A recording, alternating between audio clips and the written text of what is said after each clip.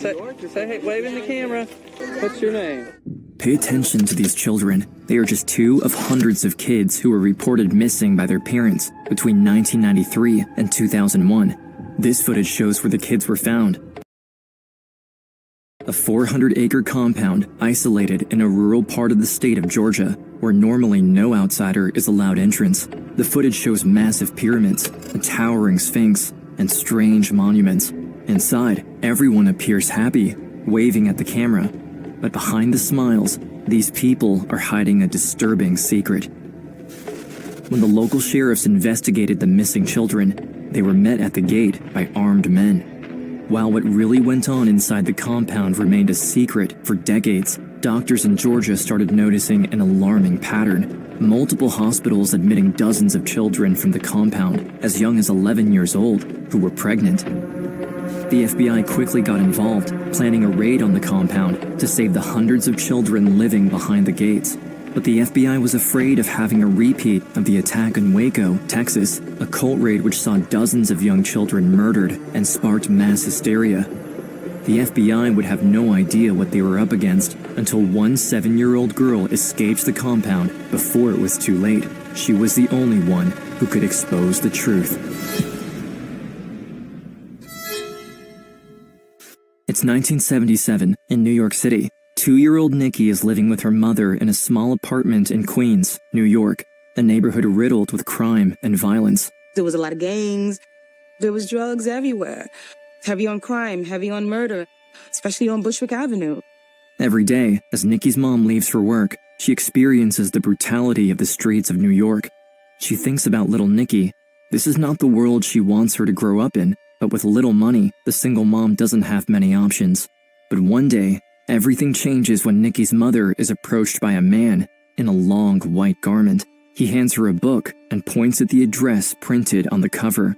That night, she becomes filled with curiosity and reads the book cover to cover, finally feeling that her prayers and hopes for a better life are being answered. Immediately, she decides that she will visit the man the next day. As she walks down the street, she proceeds with her usual caution, but as she approaches 717 Bushwick Avenue, she feels the air around her begin to change. Slowly, she hears the faint sound of a choir singing. As she walks in, she sees children laughing, playing, and running around freely in beautiful garments. She comes face to face with an entire community, a community who preaches about their struggle while lifting each other up. After this first meeting, a new routine starts for the young mother. She begins attending the gatherings regularly, finally finding a place that feels like home. Slowly, the streets of New York feel safer with the help of this new community, and as the years go by, Nikki's mom starts to change. She finally sees a future for her and her kids, one that is hopeful and full of possibilities. Nikki, now 7 years old, starts to become more and more aware of her mother's faith, and for the first time since her mom's discovery, she tags along to a sermon with her. Nikki's mom watches her daughter as she enters. Seeing her child carefree and surrounded by such peace and joy brings tears to her eyes. Behind this safe community is one man who made it all happen. It's charismatic preacher, Dr. Dwight Malachi York. He could walk in this room and get along with everybody. He knew how to bring people together, and that was his personality. The community, known as the Nuwaubian Nation, had its roots in New York City back in the 1960s. At the time, the city was an even more dangerous place to live, especially for African Americans, who faced daily discrimination and violence in the years following segregation. Racial tensions were high, and the streets of New York were no less forgiving. Muggings, drug deals, and violent crime were a part of everyday life. So for many, the new community offered more than just a spiritual and cultural liberation. It was a safe haven for Black residents in New York and across other cities along the East Coast. For people of African descent, our history, our culture were literally severed by slavery. So who are we? Here comes Malachi York and says, oh, I have an answer to that. You are the original man, the Asiatic black man, the maker, the owner, the Cleveland founder, the father of civilization, and God of the universe. And York says, well, why can't we have our own communities that are consciously planned for people of African descent? And if you're not black, you don't belong in this room. All right now. It's a black thing. That's right. York was was an accomplished speaker who spent decades building this community. He often spoke about fighting for Black Americans and had ties to the Black Panther movement. On the side, he was also a musician, producing his own smooth jazz, funk, and disco records. He was an artist, an activist, and most importantly, the leader of the Nuwaubian Nation. His message of self-empowerment and strength only grew stronger into the 80s, and that's when, in 1986, Nikki's family takes a big leap of faith. At just 11 years old, Nikki officially moves into the compound in Bushwick, New York. Along with her 2 younger siblings, she's promised a roof over her head, protection, and the assurance of a better, brighter future. It was an exchange from the hard knock life of being on the streets to moving into a community that was completely secured and protected by our own people. But with their new lives come new rules, new customs, and ultimately, a completely new way of life. My wardrobe changed, how we ate changed. We would study the Quran. We learned Arabic from Arabic teachers. The spiritual leader is particularly fond of Nikki and her siblings and makes sure they're well fed, properly dressed, and kept entertained. He pays them close attention, greeting them warmly, checking in on their well-being, and ensuring they're included in community activities. For Nikki, the attention feels comforting, special. With Adobe Acrobat AI Assistant, I can summarize key contract details in seconds so that I can confidently explain it to both a buyer and a seller. AI Assistant helps me focus on what really matters, helping people find a place that they can call home. In a way, she's found a new father figure to look up to, someone both protective and powerful. A little after I joined the community, my mom became one of his wives. That meant I was one of his children, and I looked up to him. That's my dad. Dr. Malachi Dwight York is the center of the Nuwaubian Nation. He is revered as their leader and their savior. He is the provider of safety and hope. By this point, there's over 1,000 members, and their community center in Bushwick is becoming increasingly crowded. It comes to a point where it's clear to York that they've outgrown the city streets, and a new chapter needs to begin. A physical state with our own passports and our own tax system. I'm talking about our own nation, where no one tells us what to do but us. Dwight York decides to build a new home for his congregation, and it will be over 900 miles away from New York, in the rural farmlands of Putnam County, Georgia. We're driving cross country. You see the rural areas that we weren't accustomed to seeing.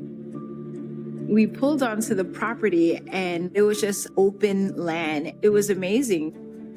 The property was out in Putnam County in a very rural area, a little over 400 acres. Isolation was very much a factor. They were coming to Georgia. They were going to form their own nation, not subject to the laws of the United States.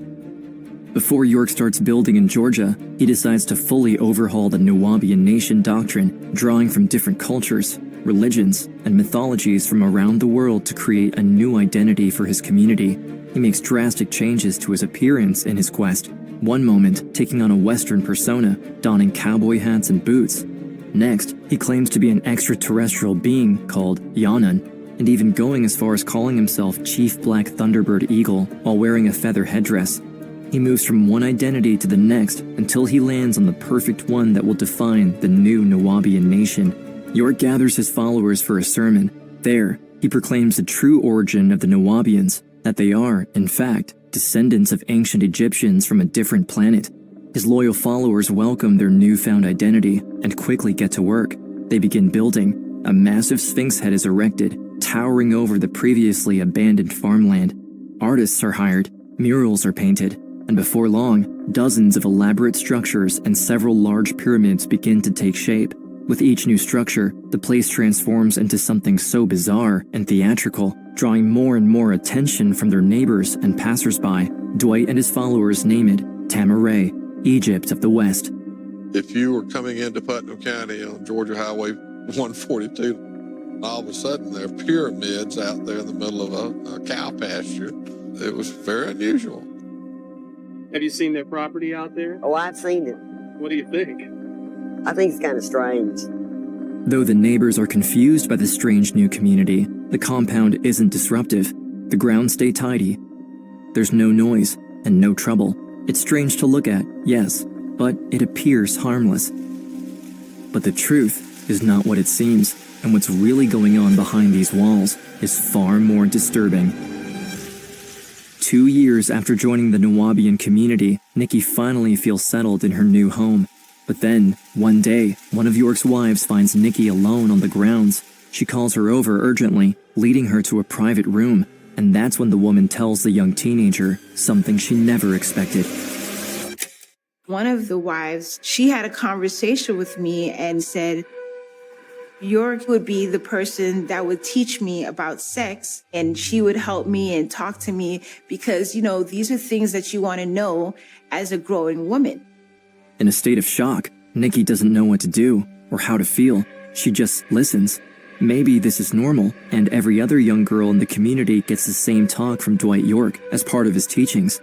After all, he is the respected leader, the prophet. One of the things that he told us is the person who takes your virginity, that's the person that you're always going to be connected to and loyal to. That's when the 45-year-old York comes in and locks the door behind him, leaving him and Nikki alone in the room. The young teenager looks at the man she calls her father. Something feels wrong. Suddenly, a strong sense of fear washes over her. In that moment, the trust she once had in him shatters. And he was just like, it's not a big deal. Like, why are you making this a big deal? It wasn't something that I wanted to do, and he just kind of held me down and just did it. I was miserable. I used to write him many letters saying that I hated my life. And, you know, I wish I wasn't born, but there's nothing I could do about it. This is someone who, for all of my life, was our leader, our master teacher. So when you have that ingrained in you, you don't want to leave. The world she thought she understood, the people she thought she could rely on, all feels different now.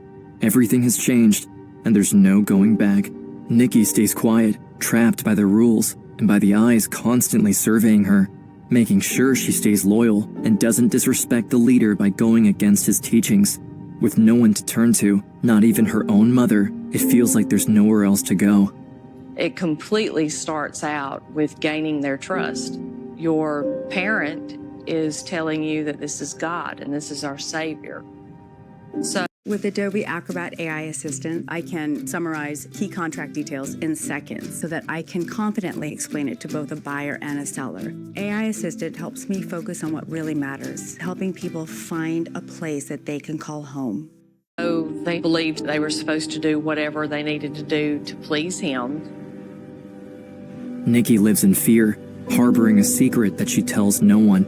Everyone in the community acts normally, praising Dwight York, worshiping their leader, not knowing the darkness this man possesses. But as the teenager grows up, something inside her tells her that she's not alone. I started seeing the patterns of certain things.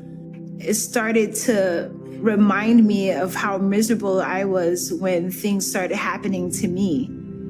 York's power has only grown, unchallenged and out of sight. A part of Nikki knows she needs to escape to save herself and the other children, but the fear of leaving behind everything she knows, everything she has ever had, is strong. Having been herself a victim of Dwight York is one thing, but seeing the same thing happening to younger children is another. In spite of years of manipulation and grooming, Nikki can still see how wrong everything is. Over time, she realizes that she needs to escape, not just for her sake, but for all the other girls who need to be protected. Being in a space that's supposed to be holy and pure and protected and happy, but we're miserable, times keep getting worse and worse. And I was scared to leave because I'm not going to be protected. I don't know anything on the outside. But some parts of me was like, I'm willing to go to the unknown. However, her mother doesn't see it that way. For her, the community is what saved her and her kids from the dangers of the world. So when Nikki gathers up the courage to confess her plan, her mom's reaction takes her by surprise. The side she has chosen is not her daughter's, and that's when a campaign of intimidation and pressure begins, led mainly by York, but also by her own mother. Despite the heartache, Nikki tries to stay strong. With no family on the outside to help her, she tracks down a former cult member, now living in Atlanta, who offers her a place to stay while she reaches safety. Meanwhile, York is furious to see one of his daughters trying to leave him. The betrayal is huge, and his pride is on the line. Nikki, by openly rejecting him, has cornered him. That's when York takes an unprecedented decision. In an attempt to save face, Nikki is not leaving him. He is the one kicking her out. The day I left, I was scared and numb and feel like this is it. If I'm gonna die, then at least I made that one thing, that choice of my own, because I didn't have any choices. I had to do what I was told the whole time. Her mission is clear: expose the disturbing truth about York's cult and save the children still trapped at the compound before it's too late. But unbeknownst to her, the FBI is already on it. For years, the FBI has been quietly building a case against the cult leader, ever since they started receiving the most unusual phone calls from across the country, calls from parents who all had missing children. We would get calls from a mother or a father. My daughter's down there in a cult. I can't get in touch with her. I don't know what's happened. Can you try to find out from me? But I would go there. There was always an armed guard at the gate. You know, they wouldn't let you on the property. At that time, I didn't know what was going on. Then, doctors from the surrounding area started sounding the alarm. They were uncovering a horrific pattern. Girls as young as 11 years old were showing up at hospitals pregnant. As they traced their locations, they all came from one place, the Nuwaubian compound. While agents continue their investigation into York, there's growing concern about the potential violence and innocent lives that could be lost if the FBI confronts the community leader directly at the compound. We had received information over the years that he had a stockpile of weapons. We were concerned about a shootout. York becomes increasingly aggressive and reckless, appointing armed guards to guard the gate, while the locals of Putnam County become even more wary of their strange neighbors as things escalate. When I went by there one morning, they're marching around with guns, and I just don't think that's the thing to have. When you're met with armed individuals who claim that they're not subject to your laws, armed conflict is usually instantaneous. We're going after the leader of a cult. How are we going to do this? How do you infiltrate a cult? It's clear that something sinister is happening at the compound, but with no witnesses willing to talk about it, authorities are left in a tough spot. Both the FBI and law enforcement in Georgia don't want to have a repeat of Waco. We have what appears to be a fire going on right now, raging at the Branch Davidian compound. In 1993, in Waco, Texas, just 1 year before the investigation on the Nuwaubian Nation leader Dwight York began, a 51-day standoff between the FBI and a religious group called the Branch Davidians ended in a deadly fire, resulting in 76 deaths, including 25 children. What began as an attempt to serve a search and arrest warrant escalated into one of the most tragic events in U.S. history. The aftermath sparked outrage in the media, with witnesses and survivors criticizing the government's handling of the situation. Now faced with the same fear, authorities are deeply concerned about how to handle their investigation on York.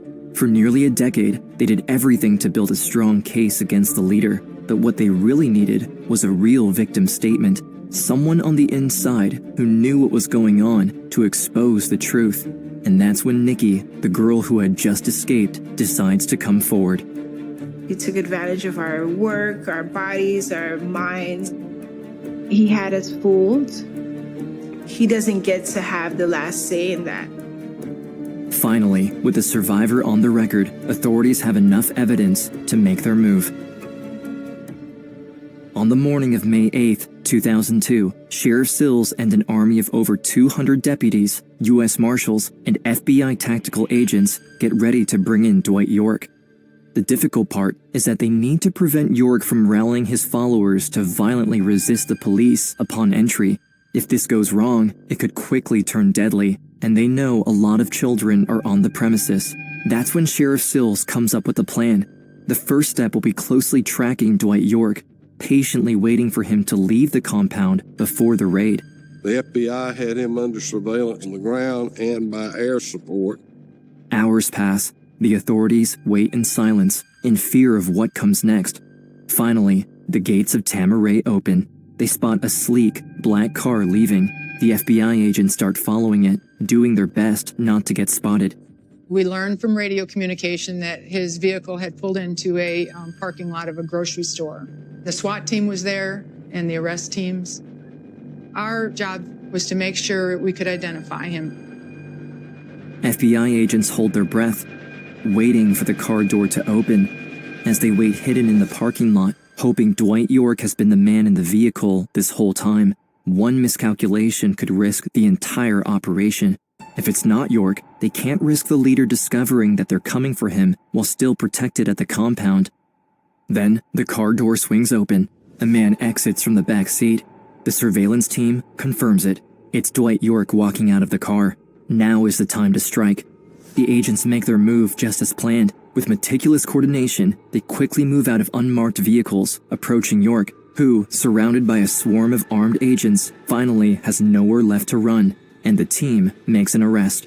Now, it's Sheriff Sills' turn to complete his mission. He swiftly leads a convoy with dozens of local and federal officers into the gates of Tama-Re, but not With Adobe Acrobat AI Assistant, I can summarize key contract details in seconds so that I can confidently explain it to both a buyer and a seller. AI Assistant helps me focus on what really matters, helping people find a place that they can call home. Without caution, hundreds of innocent children and their families live on the grounds. Despite anticipation of resistance and retaliation, they enter without force through the main gates. As the deputies swarmed in, we created a big perimeter. The raid was a show of force involving hundreds of local and federal officers. After years of fear, secrecy, and abuse, Tama-Re finally comes to a quiet end. The operation is successful and without any violence. I remember thinking, you know what? We are going to prove this case. We are going to get some closure for so many victims. Now, with York in custody and the Nuwaubian compound disbanded, Putnam County law enforcement continues building their legal case against York with the FBI. For nearly 2 years, they gather more witnesses, expert testimonies, and countless pieces of evidence. York absolutely did not want to go to trial because all his secrets would come out. At the beginning of January 2004, Dwight York's trial begins. He faces charges for several counts of child abuse, rape, racketeering, conspiracy, and tax fraud. While York sits in the courtroom finally facing accountability for his horrific crimes, the survivors sit together, hand in hand. Among the survivors is Nikki. She looks at York. He is no longer the self-proclaimed god and prophet she once knew. To her, he just looks like a regular old man, his hair turning gray and his body appearing frail in an orange prison jumpsuit. I hadn't seen him in 3 years, and actually it was kind of liberating because I felt like he can't tell me anything. He can't make me do anything. That was the first time of me getting my power back. Nikki stands with her head high, nervous, but with strength. She walks toward the witness stand to testify against the man who once had so much power over her. One witness would lead to the next in terms of identifying victims. And in the end, we identified and interviewed at least 40 victims. After 3 weeks of testimony, on January 23, 2004, Dwight York is found guilty on 11 of the 13 counts and sentenced to the maximum penalty. Among the litany of state and federal charges against him, York pleads guilty to 74 counts of child molestation, the interstate transportation of minors for criminal sexual activity, conspiracy, and racketeering. York is currently serving a 135-year federal prison sentence on lockdown for 23 hours a day. He has exhausted all of his appeals, and that's where he will remain. Justice had been served for these victims. What that sentence does, too, is assures these people that they can now walk with their head high, pursue their dreams. After York's conviction, Nikki moves to South Florida with a new lease on life. There, she pursues her GED and finds her passion as an artist with a mission to serve the community and empower others. In 2015, Nikki starts an organization called What's Your Elephant, which uses the arts as an avenue to challenge social norms. For the last 20 years, Nikki has positively influenced her community. Dwight York called himself a leader, but Nikki actually became one. He had us fooled. He never cared about us. He took advantage of our work, our bodies, our minds. Now that he's in prison, he's living how he forced us to live while he took advantage of us. He doesn't get to have the last say in that. Her strength to stand up for herself and for others hasn't gone unnoticed. In 2004, after testifying against York, she received the Louis E. Peters Memorial Service Award, the highest civilian humanitarian award in the U.S. Through her determination to turn her pain into purpose, Nikki continues to work with underserved communities, supporting them to speak their truth and share their stories. Today, she stands as a true leader, proof that even in the darkest chapters, healing and purpose can emerge.